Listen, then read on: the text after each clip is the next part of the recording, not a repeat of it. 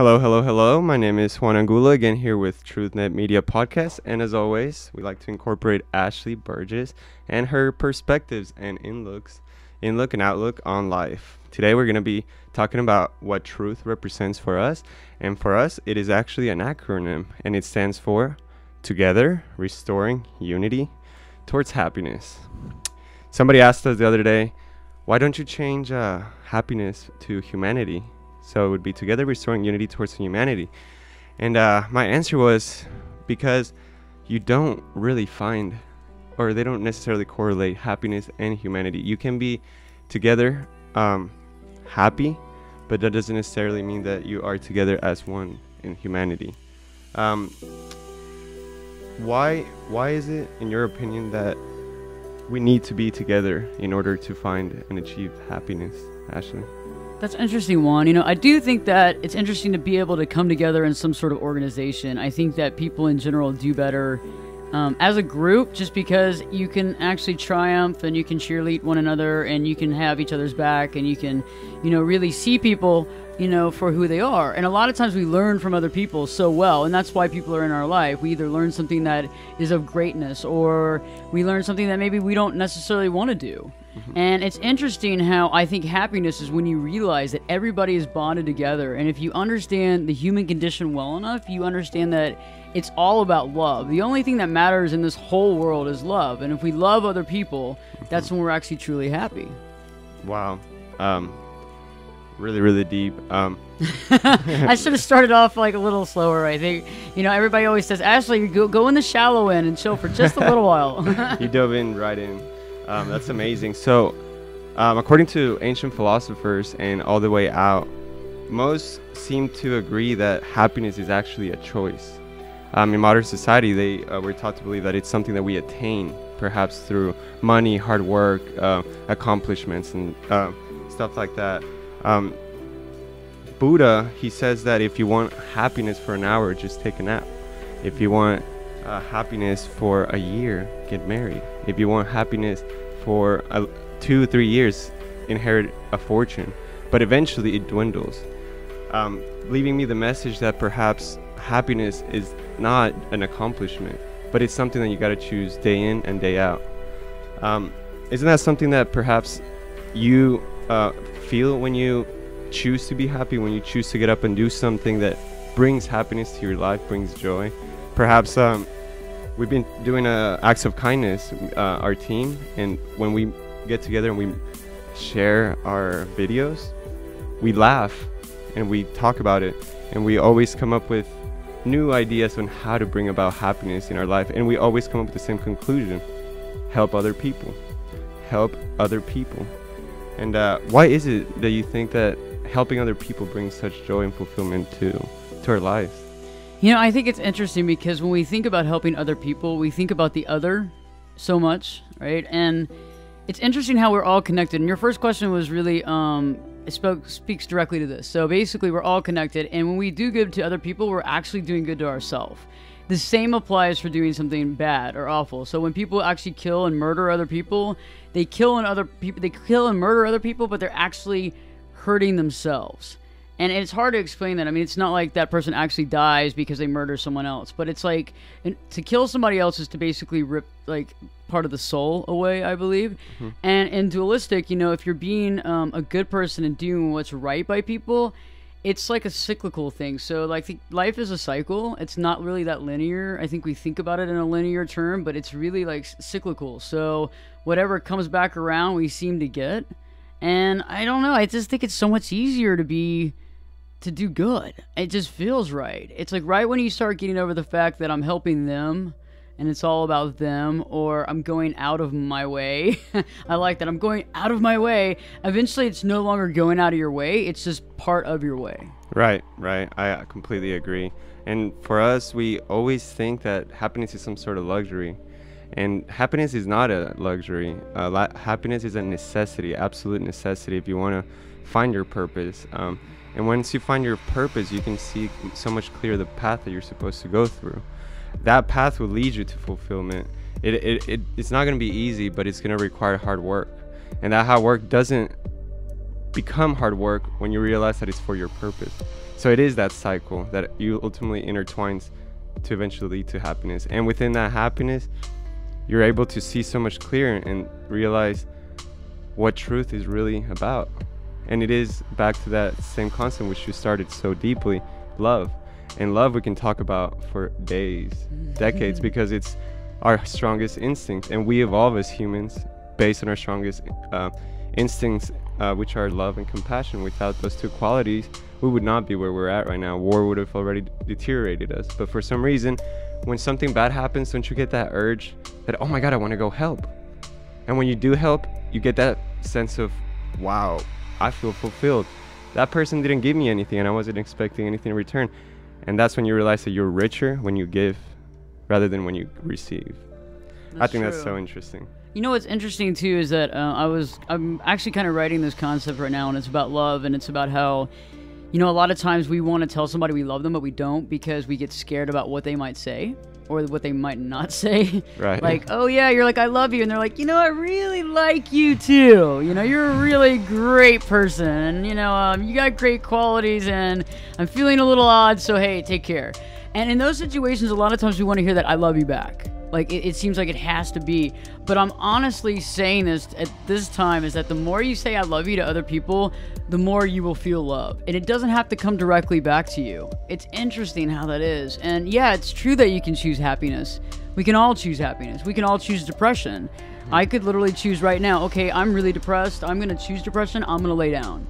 I'm going to go lay down and I'm going to close all the blinds because I don't want to deal with the sunlight and I don't want to deal with any of this. And I could actually put myself into a kind of semi-depression. Or I could sit there and do what I've talked about in my second and third book, and that is go into the bathroom, turn on the light, look in the mirror, and really smile. And smile and look at your smile for as long as it takes for you to smile back. Wow. Because you can't just like keep smiling and not begin to get a smile. You know, and when we frown, it's like it brings it even more in. Like when we frown, it's like that unhappiness just kind of, you know, pulls us in. It's like when we're watching like negative content on TV. And we're watching it, we're seeing all these people dying and disease and famine and feeling like we can't do anything about it. That brings on this fear. And that fear begins to like make you really unhappy because you don't seem like you have any power over it. And the best thing to do is to go where you do feel like you have power. And that's to be happy in your life and surround yourself by people that actually, you know, care. Oh my, I love all your advice. Well, let's get into it a little bit more. What kind of advice can you give to those that are perhaps feeling down or perhaps can't see that light at the end of the tunnel and are feeling suppressed by anxiety or feelings like that? What kind of habits do you think people should acquire or rehabilitate themselves to start doing? Like, what kind of habits can get you started into perhaps a more happy, healthy life? That's really a good question, Juan. I think it's something that I'm glad that you asked that. Yeah, I think that basically the concept is one, you got to get your ideas out of your head. You really can only have like 3 or 4 ideas, maybe at max, that go through your head at one time. And I think we've all tried to remember like a grocery list before.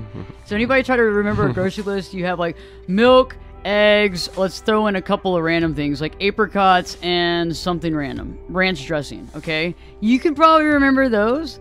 But if you add any 2 other to those, you're not going to remember that. You're going to have to you're going to have to text it to yourself, right? So in that situation, now think about if you're trying to figure out what's in your mind. You're going to have these reoccurring thoughts, and a lot of these are going to cause you stress and anger and maybe even put you in depression. Like what happened yesterday with the fight that you had with your boyfriend or your girlfriend? What happened with your family? Have you not talked to your mom and dad in a while? Why is that? Write down these thoughts that you're having so you can get them out of your head and stop the loop. Because that loop causes pain, right? And that loop doesn't help because you're holding on to those thoughts so much. You know, the second thing a lot of times that we don't realize is that we're constantly beating ourselves up. We are our worst critic, and I'm just being honest. I know for a fact I'm the absolute worst critic to myself. Like, if I have a blemish one day, I'm like, wow, look at C-3PO. Whoa, you know?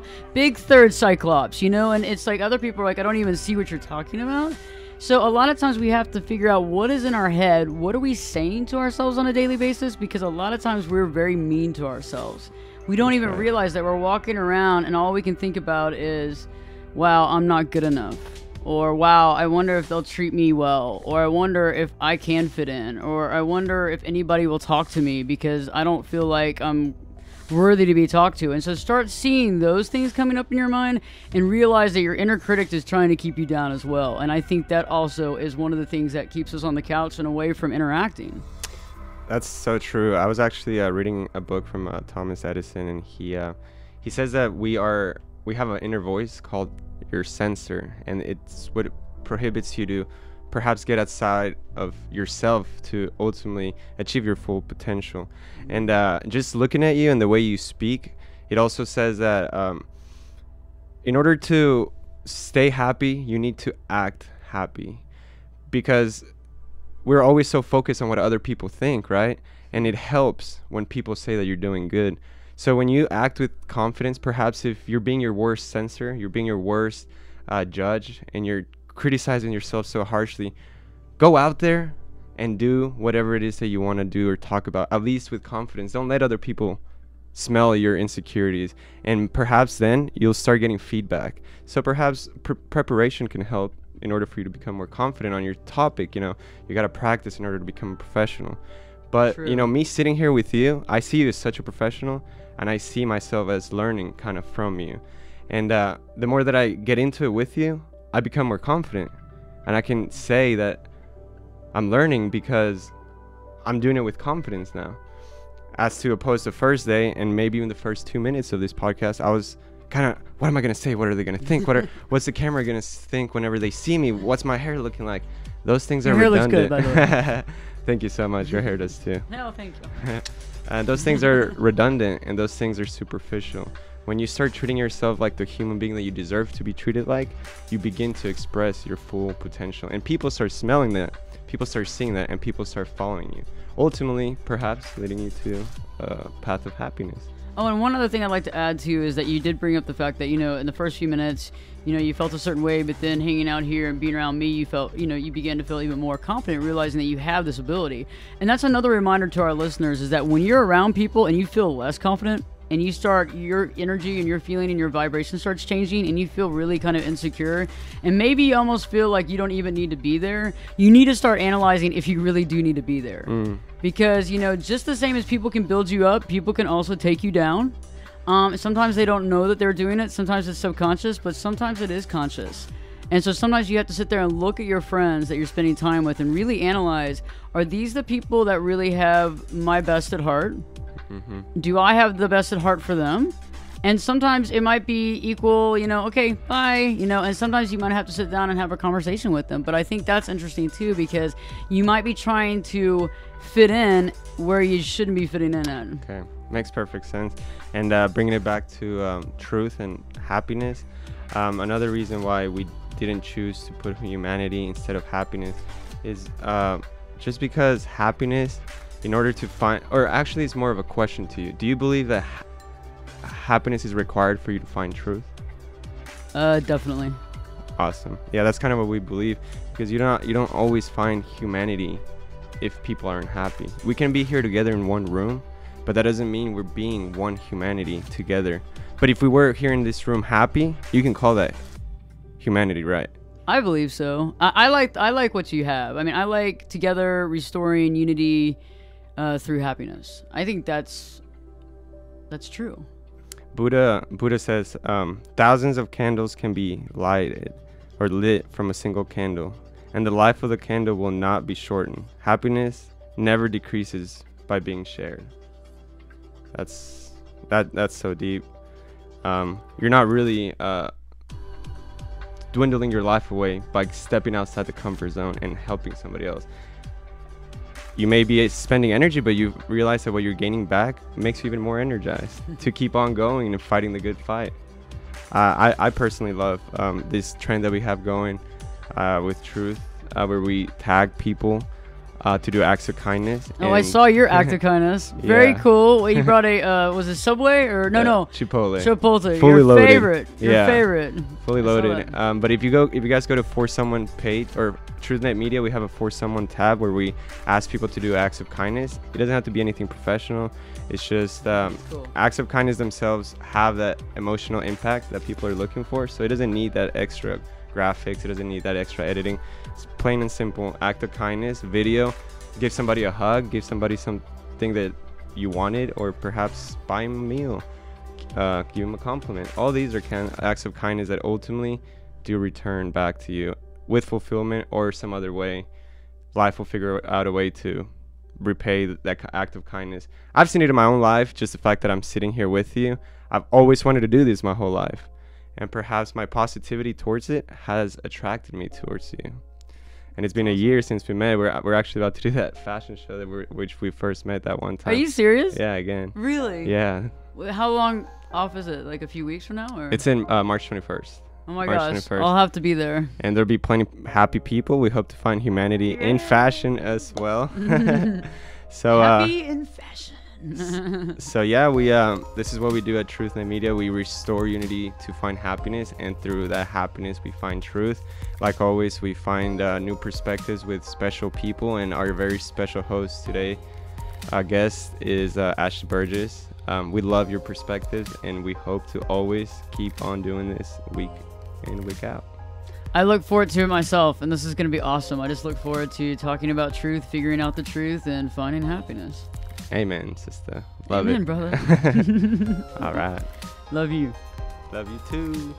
And all our listeners out there. Woo! We love them the most. I'm going to be doing my act of kindness too, so. Okay, be expecting that. Yeah, I'm going to do a little twist to it. So for everybody listening, stay tuned, because Ashley is going to send us her act of kindness. That should be interesting and fun.